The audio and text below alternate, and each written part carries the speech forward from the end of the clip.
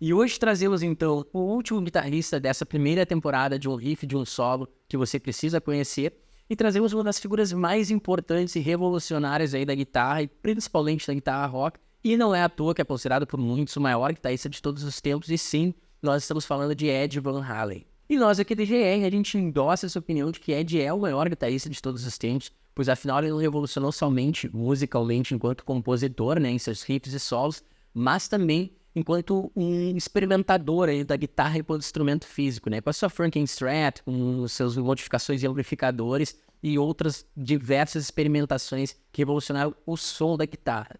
Van Halen, ou Van Halen, como alguns se referem, gostava muito das Gibson Les Paul, da sonoridade das Gibson Les Paul, né? Porém ele achava o instrumento relativamente desconfortável.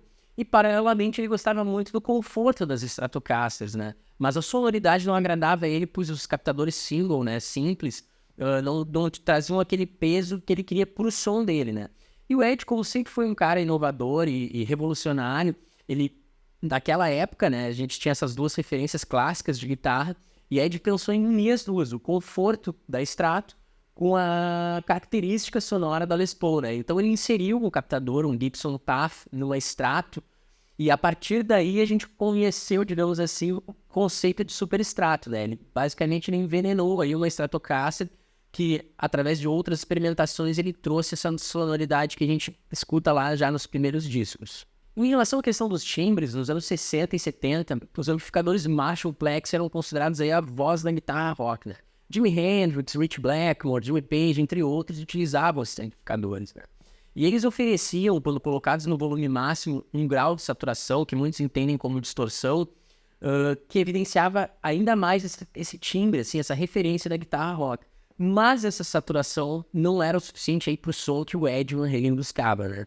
E ele quis furar o teto. E pelo que se sabe, o pai de Ed era técnico em eletrônica, e Ed também entendia alguma coisa sobre o assunto.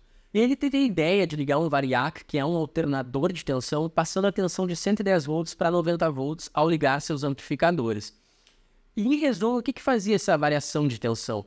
Ele baixava o headroom das válvulas, dos amplificadores. E o que é esse headroom? Basicamente é o volume e a potência que o amplificador consegue entregar sem saturar. Então, baixando o headroom, ele conseguiu um grau de saturação, de distorção mais elevado, único, né? E essa sonoridade ela era chamada de Brown Sound, né? De som marrom. Por que Brown Sound? Porque ao variar a tensão e baixar, as válvulas que continham os amplificadores, elas adquiriam uma cor meio amarronzada, meio marrom, assim.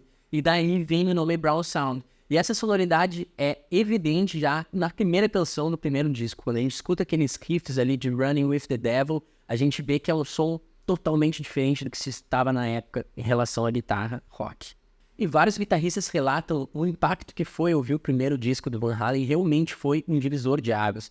E bem, o Ed merece um vídeo à parte aqui no GR que contemple a sua devida importância de fato, mas hoje a gente está falando sobre riff.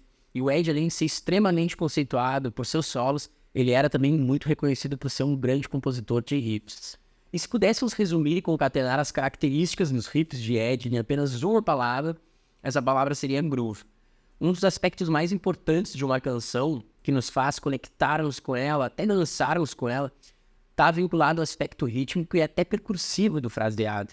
E o Ed faz isso com maestria. Ele compõe os riffs dele, muitas vezes com umas paletadas complexas, com palm mute, para agregar na questão da dinâmica e da execução do riff, que fornece isso de uma forma única e muito bacana, muito interessante. E Ed possui uma biblioteca extensa aí de riffs que expressa de forma bem clara essa característica. A gente pode pegar aí canções nos primeiros discos, como a própria I'm The One, que, na nossa opinião, é um dos riffs mais legais e mais complexos, principalmente no que se diz respeito a groove, da história da guitarra.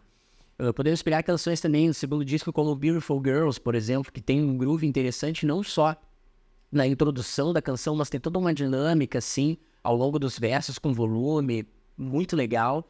E também canções da era de Sammy Hagar, como a própria Finish What You Started, que é uma aula de dinâmica, groove e volume, né? Muito bacana. Essa assinatura perdurou ao longo da carreira inteira do Ed Van Halen, mesmo com a troca aí dos vocalistas entre David Roth, Sammy Hagar, o próprio Gary Cherone aí com Van Halen 3, que pode-se dizer que teve uma certa mudança na estética sonora da banda e tal.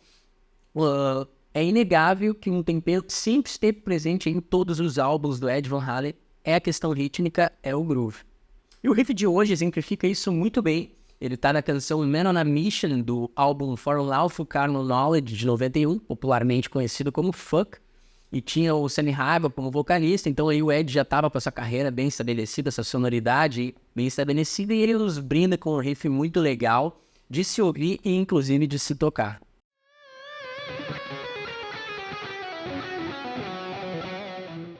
Um outro ponto interessante que está contido nesse riff e outros riffs do Ed Van Halen é o uso da tecnologia e do instrumento como parte integrante da composição e criação de seus riffs, né? Distorções de alto ganho, harmônicos, pick scratches, né, que é o arrastar das palhetas, enfim, sobre as cordas, entre outros elementos, como o próprio uso da Floyd Rose, são parte assim, fundamental e auxiliam na característica dos riffs do Ed. E Man on a Mission, ela inicia aí com uma frase com tappings com a mão direita que marcam a voz principal, em seguida já entra a mão esquerda marcando as linhas de baixo. O Ed trata da guitarra como um multi-instrumento aí nessa breve introdução. E aí a gente é brindado aí pelo riff, com todo esse groove que a gente citou anteriormente, aí com ligados, com cordas soltas, enfim, com leves harmônicos, dinâmicas e uma levada de bateria que auxilia muito bem o andamento do riff, bem bacana. E vale destacar que alguns riffs de guitarra que possuem distorção de alto ganho muitas vezes perdem essa questão da dinâmica, né? Dependendo da forma como se executa. E já Ed executa de forma maestral, então ele trabalha muito com a questão da dinâmica na palhetada e no próprio volume da guitarra. Com essa questão também dita dos harmônicos que ele tira ali sutis e tal. Vamos dar uma conferida para vocês entenderem um pouquinho melhor.